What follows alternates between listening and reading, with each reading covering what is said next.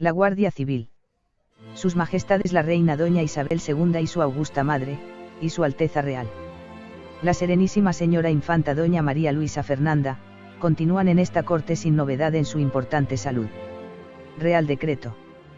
Conformándome con las razones expuestas por el Consejo de Ministros acerca de lo urgente que es el establecimiento de una fuerza especial de protección y seguridad, en atención al desamparo en que hoy se ve la autoridad pública para proteger eficazmente el orden y las personas y bienes de los vecinos honrados y pacíficos, y teniendo en consideración que ni el Ejército Permanente ni la Milicia Nacional pueden atender este servicio sin menoscabo de su peculiar organización y objeto sin detrimento de disciplina militar, y sin molestias ineficaces y perjuicios de la mayor trascendencia para las clases acomodadas y laboriosas, he venido en decretar lo siguiente. Artículo 1. Se crea un cuerpo especial de Fuerza Armada de Infantería y Caballería, bajo la dependencia del Ministerio de la Gobernación de la Península, y con la denominación de Guardias Civiles. Art. 2. El objeto de esta fuerza es proveer al buen orden, a la seguridad pública y a la protección de las personas y de las propiedades, fuera y dentro de las poblaciones. Art. 3. La Guardia Civil se organizará por tercios, escuadrones o compañías, mitades y escuadras. Real Decreto de la creación de la Guardia Civil, Gaceta de Madrid, 31 de marzo de 1844.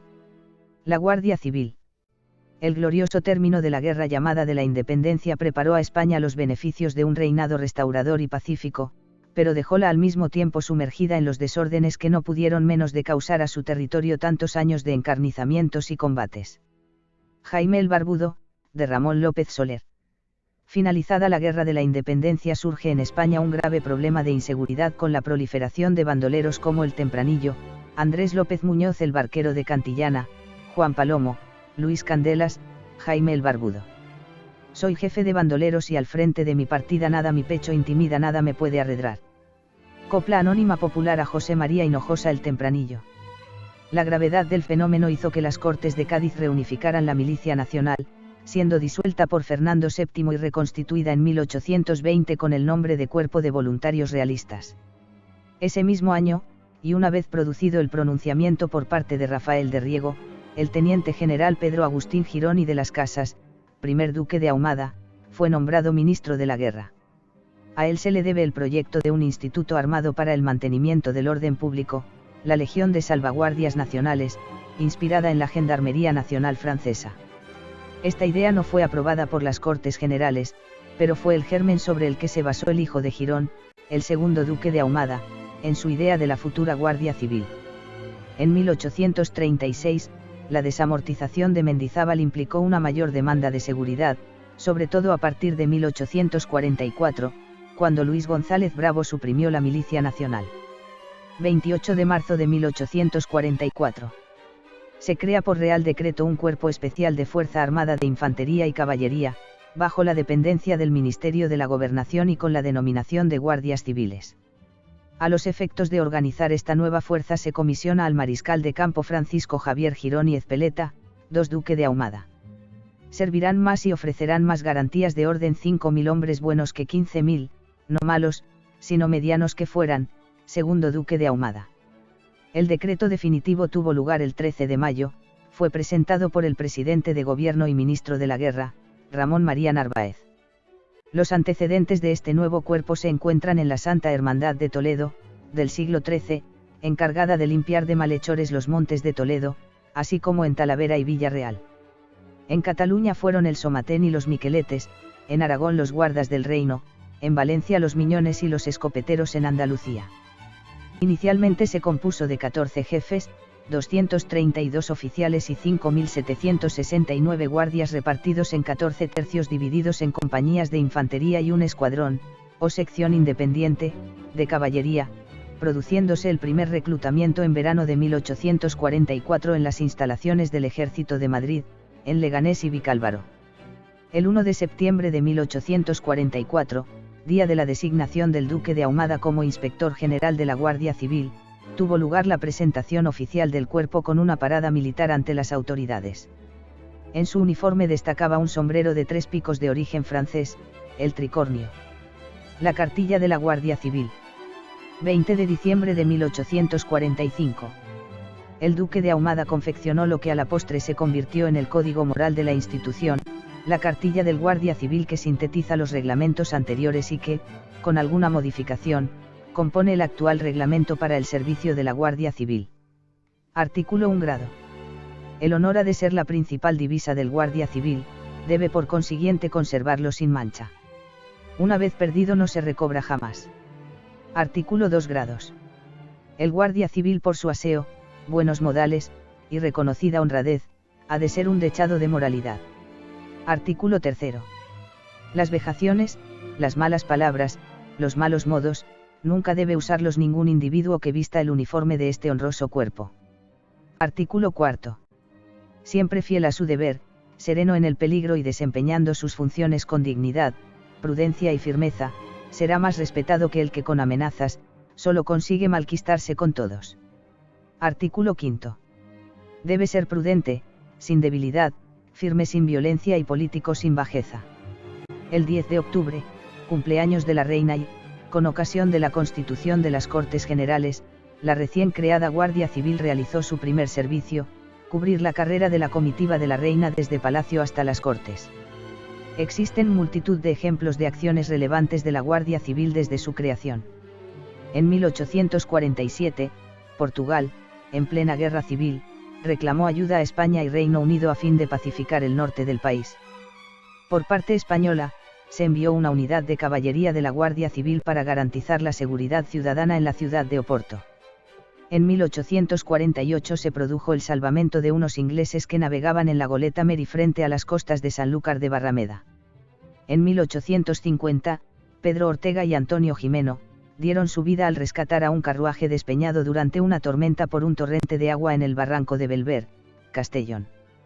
Tras la Vicalvarada, 1854, y durante el bienio progresista se planteó la posibilidad de disolución de la Guardia Civil, pero a pesar de ser un cuerpo muy joven ya había demostrado su eficacia en la defensa del orden y su lealtad al Estado. El Guardia Civil, será siempre un pronóstico feliz para el afligido, infundiendo la confianza de que a su presentación el que se crea cercado de asesinos, se vea libre de ellos, el que tenga su casa presa de las llamas, considere el incendio apagado, el que vea a su hijo arrastrado por la corriente de las aguas, lo crea salvado, y, por último, siempre debe velar por la propiedad y seguridad de todos. Artículo 8.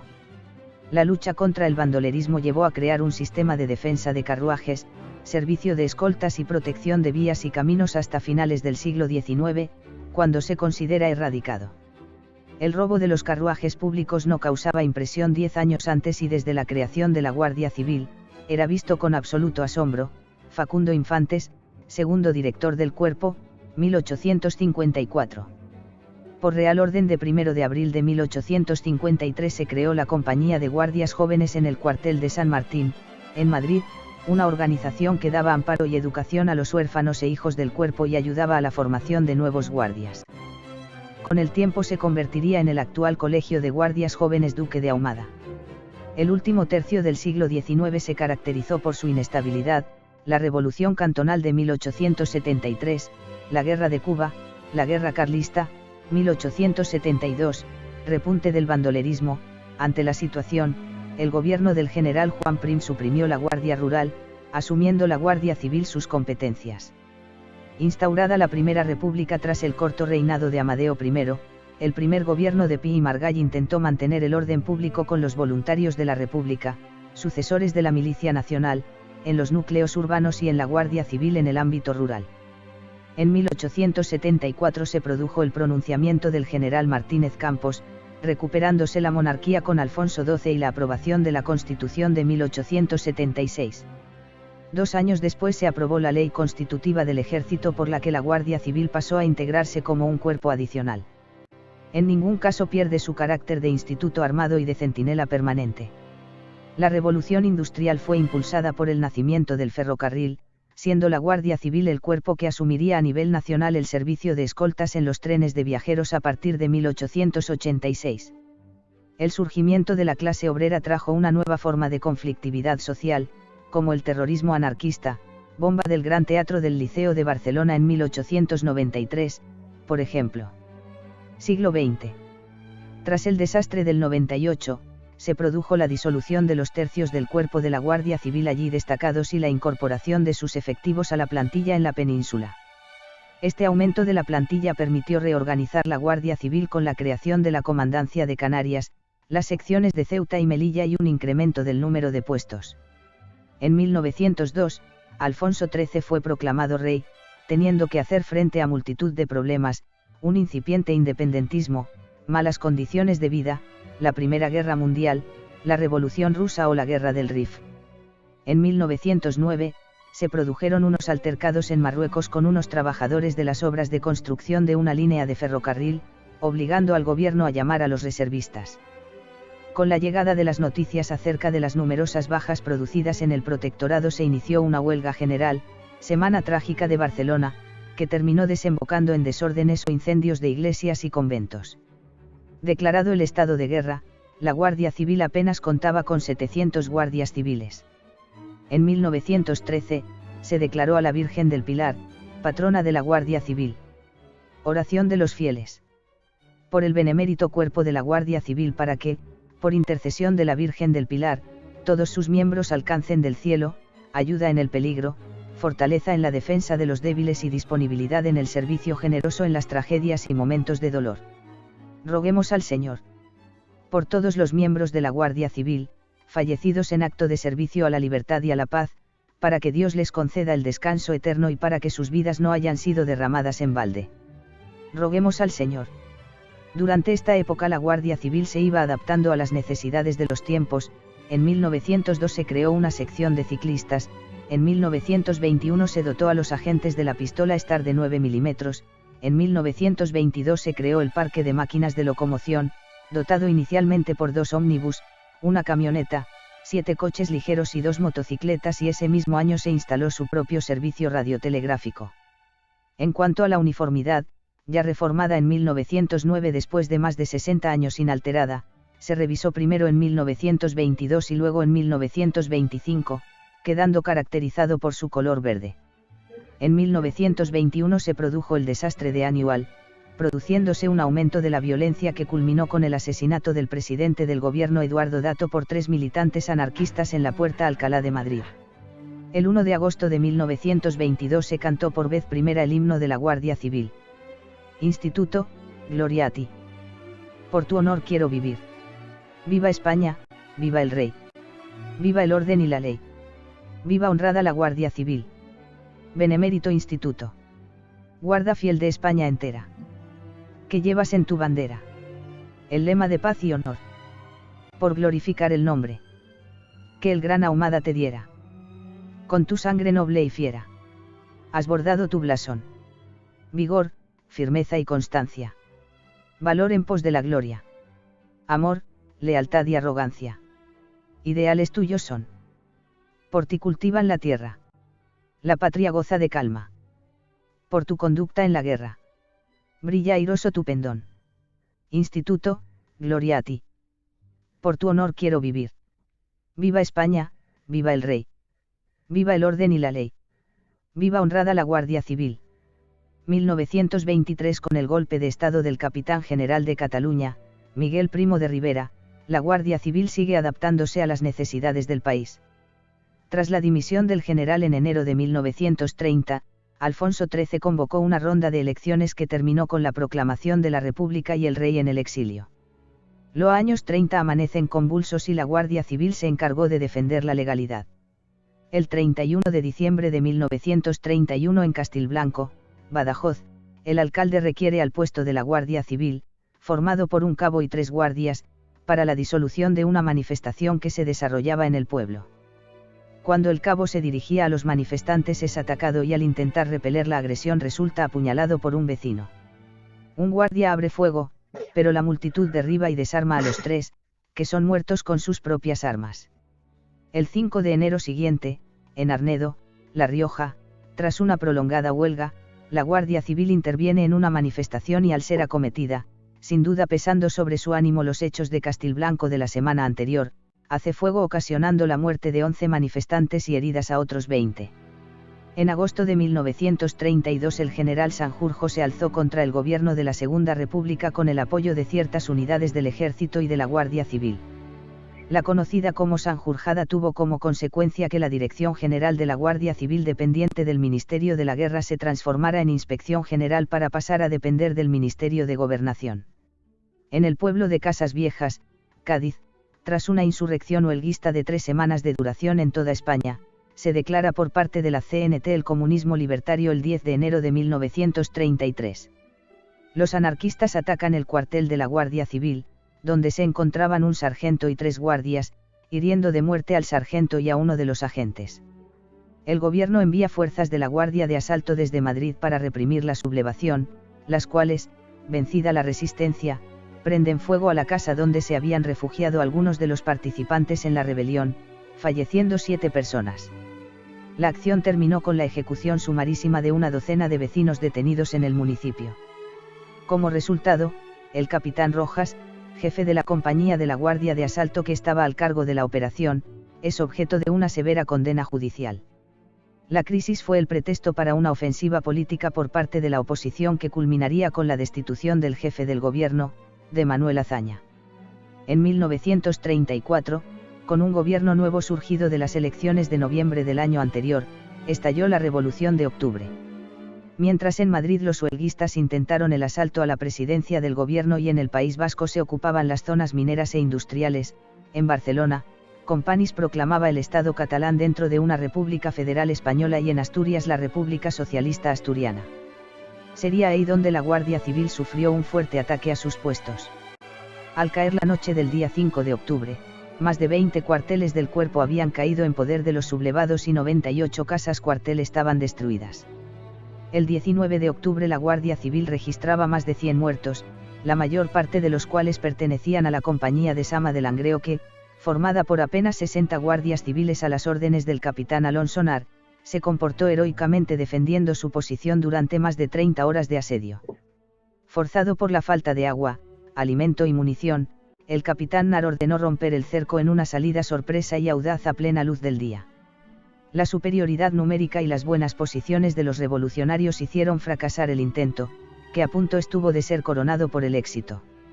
Los guardias se dispersaron y, aunque ofrecieron tenaz resistencia, fueron abatidos uno a uno. El propio capitán, aislado y herido por 2 veces, continuó luchando hasta caer bajo las balas de los atacantes.